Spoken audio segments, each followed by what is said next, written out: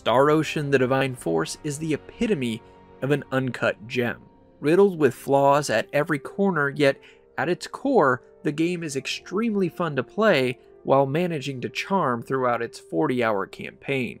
This game was only a blip on my 2022 radar, a year that's been packed with interesting releases, many of them from Square Enix.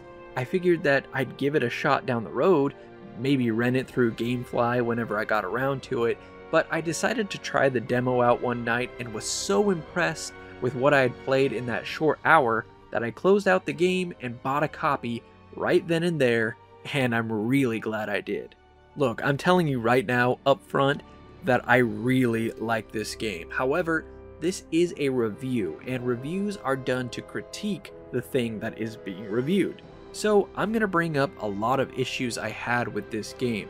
I'll also say that my final score won't necessarily be indicative of how I'm going to rank this among my favorite games of the year.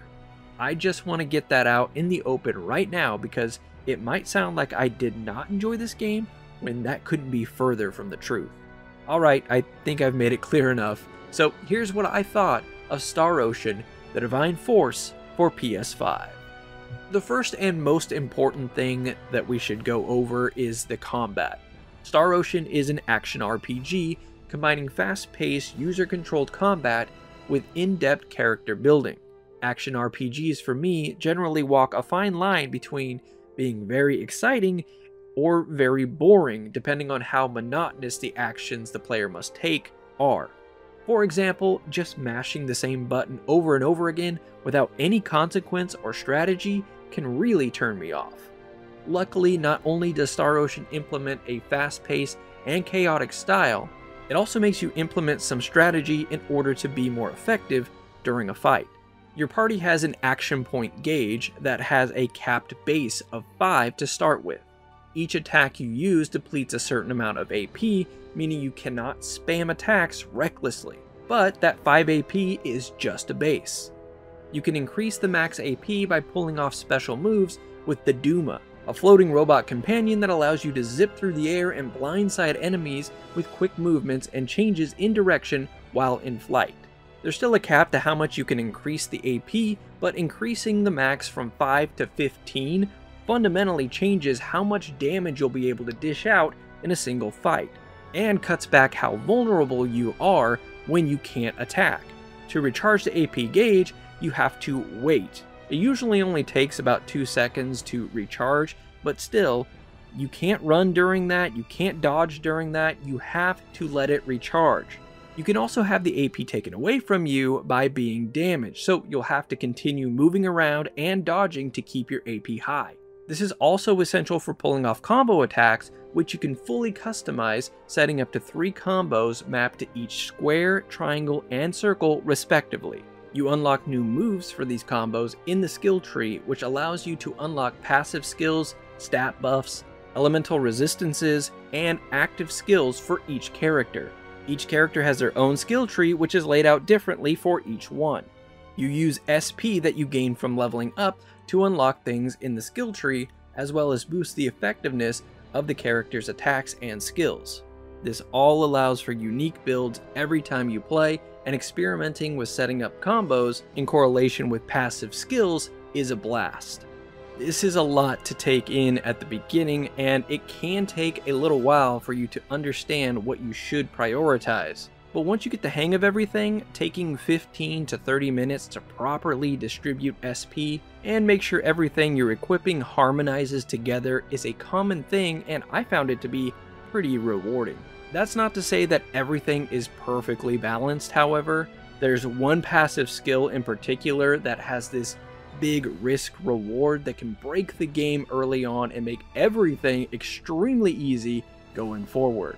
I was using this skill for a few hours until I realized that not only was it making battles stupidly easy, but it was also making one of my party members, the one who had the skill equipped, essentially unusable, as they would die almost instantly due to the risk of the skill. This is not uncommon for RPGs, so I'm not going to be super harsh on this point. Most RPGs, even the ones I would consider to be top tier, have exploits abound. Whether you choose to use those exploits is up to you.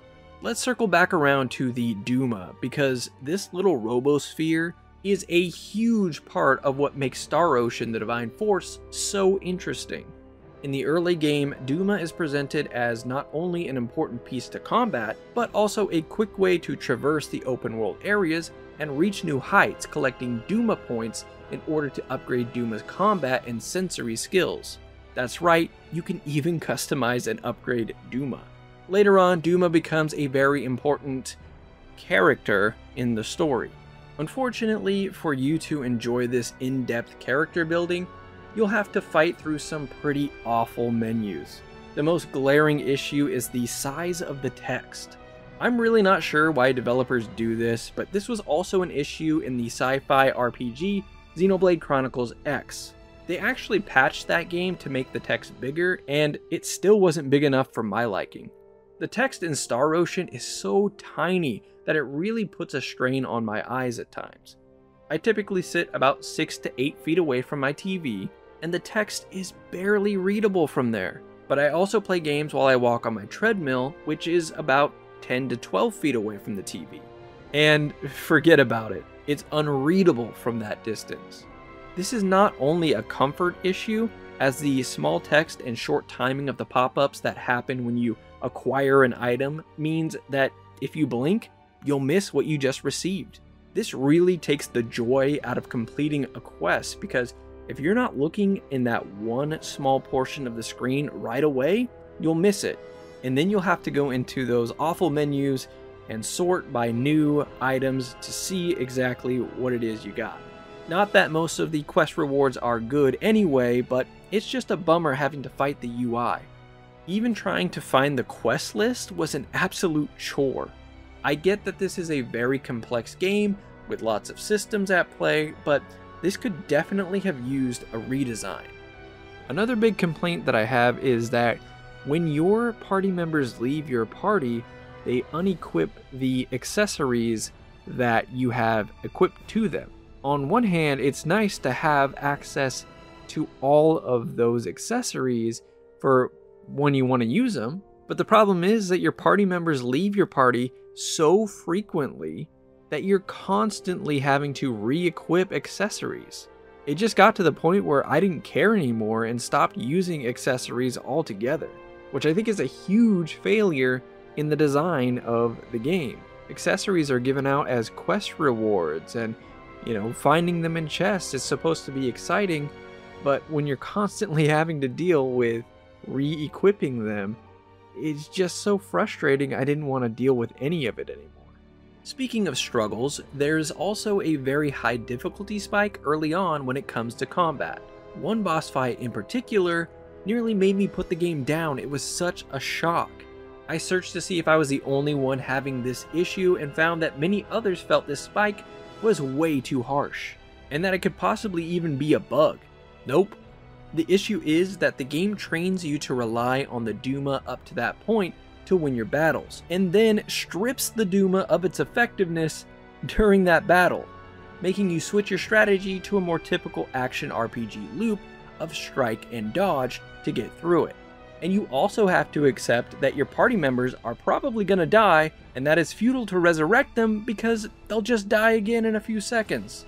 You do fight this enemy and smaller versions of it down the line, so it makes sense that they get you used to using new tactics here. But this is one of few enemies in the game that is actually resistant to the Duma blindside effect, so it just feels like a disruption to the flow of combat throughout the game. Once you figure out the attack patterns and who you should use to win these fights, it's not really that big of a deal, but at that point in the game, it certainly is a shock.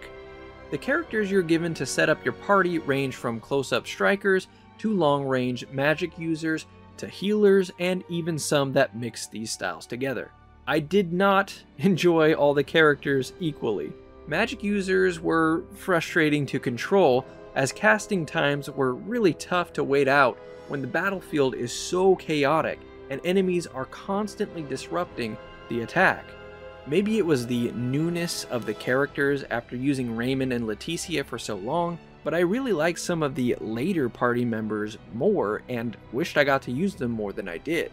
All in all, the combat is really the star of the game, and if a game is going to have a lot of issues, then having gameplay be the best part about it is a good consolation to have. When it comes to story, the Divine Force's tale won't win any awards for its script, but it's complex enough to stay interesting through most of the game's runtime. There are two main protagonists, and you'll be asked to choose which character's perspective you want to experience the story from, which doesn't completely change a full playthrough, but rather gives you some differing sections. The two main characters are Raymond and Leticia. Raymond Lawrence is the captain of the spaceship named the Idris.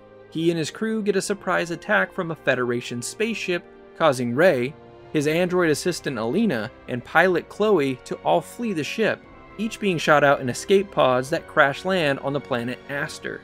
The problem is, they all land in different areas. When Ray exits his pod and sees the strange land he's now on, he finds himself face to face with a giant monster, completely unarmed. He gets an even bigger surprise when he's aided by two locals, one of which is a princess. This is the other main protag, Leticia. While I haven't played the whole game from each of the two perspectives as of this review, I did play both openings to get a good idea of how the story splits. And yeah, you get the same story from two different perspectives. While that's not revolutionary by any means, it's actually a pretty neat idea and is, to me, a much bigger incentive to replay the game than New Game Plus, which the game currently doesn't even have anyway. The planet of Aster is what the space folks call underdeveloped, which means that they're currently stuck in the medieval era of their evolution. Kingdoms, plated armor, arranged marriages, weird worm monsters, you know the deal. Magic is a thing that exists in this world and is referred to as semiomancy, even though Ray and Star Ocean fans know it to be called symbology. The story is very much about clashing of styles and cultures and how those differences can come together to protect the greater good. You spend over half the game in this medieval land, but you do get some time and space. At first, this was a bit of a disappointment for me personally, because I'm much more into space than I am high fantasy stuff. But I think spending as much time as we do on planet Aster really gave me a greater appreciation for the moments in space. The juxtaposition works well here, and I found it interesting seeing cultures clash. There's a ton of exposition in this game, which is unfortunate, but expected in a game that would be considered high AA in caliber. Speaking of that high AA caliber, let's talk about the visuals, art style, and music. I don't think the Divine Force offers a very good first impression. Of the main characters, I think Raymond has the worst character model, with Midas coming in at a close second. I mean, just look at the way his arms bend. He looks like a WWF Bend-Em figure with a Rod Stewart haircut. Luckily, the character designs and models do improve as you get further into the story, but most of them do have this porcelain doll look to them.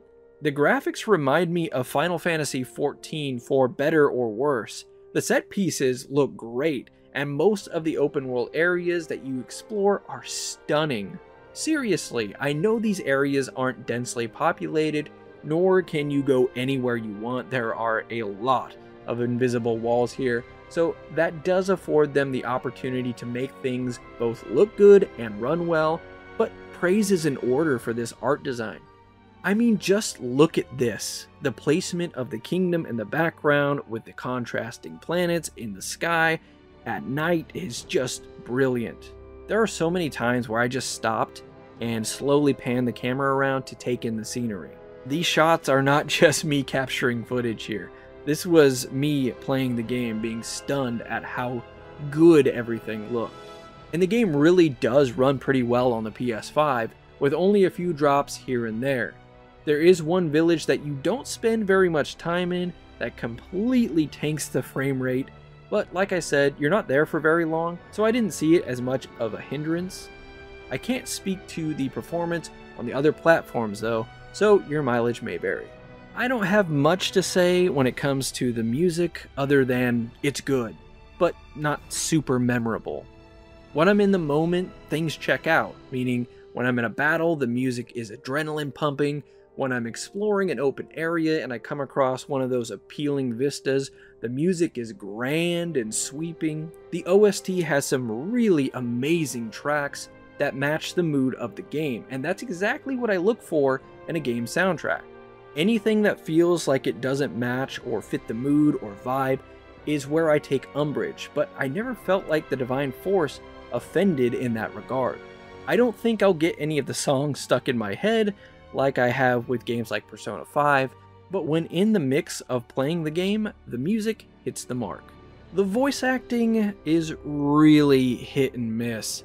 Some really good performances here, including Rei, but there are times where the voice acting and the animations are just really awkward. Like I'm playing a game from the late 90s, which in itself can be charming, but we should be past that in this stage of video games. The side content for me was pretty boring and shallow.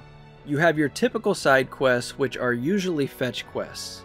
The way these are structured is that you'll find a quest giver in the town, and they'll ask you to grab them a certain item, or they'll ask you to go find something or someone, and then you hang on to that quest until you come across the area to get it done, eventually coming back to the quest giver and getting your rewards.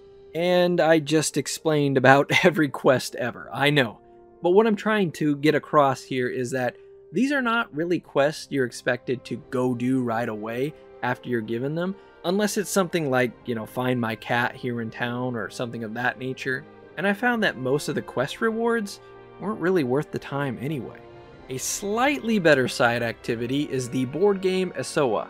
You take chest-like pieces that all have different damage amounts, place them on a board of varying sizes, taking turns with your opponent to try to deplete their damage before they deplete yours. There's quite a bit of strategy to play off of, with pieces having different classes and unique abilities. You can also trap your opponent and completely wipe their pieces off the board, which is a lot of fun. The big problem with Esoa is that it's just insanely easy to win, or at least it was for me. I made it to master rank and never lost a match. I just stopped playing because it quit being fun, and the story was ramping up, so I wanted to focus on seeing that through. The game also teases you with Esoa encounters long before you can actually get a chance to play. It takes till the 3rd town to get a chance to play somebody, and by then you'll have already encountered several challengers in the previous towns. In fact, anybody with a marker pretty much in those first 2 towns just wants to play Esoa with you, but you can't. You can't play with them until you get to this 3rd town and get your full piece set or deck or whatever you want to call it. Then you can go back to those towns and play them, but sometimes they're too high a rank. It's just weird. Lots of things are unbalanced in this way.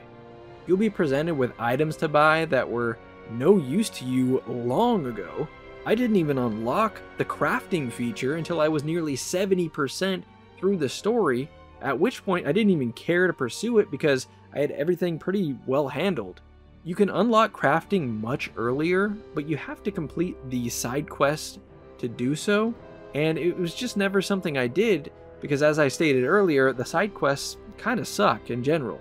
I didn't really know that this side quest was going to lead to crafting. And yeah, crafting is a thing, which I usually love in these games, but I never got a good chance to make anything really cool. Maybe I'll trigger that earlier in my next playthrough now that I know which side quest it is. Alright, time to slap a score on this sucker and send it home. I loved my time with Star Ocean: The Divine Force so much. I have a mountain of new games to play, and all I wanted to do was boot up Star Ocean.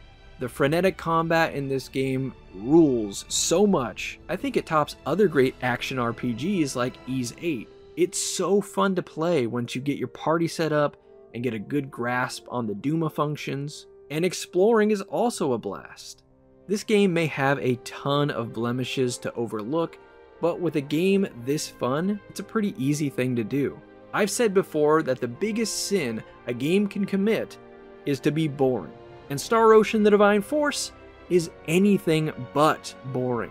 The plot, characters, art design, music, and gameplay all come together to create one of my favorite experiences of 2022.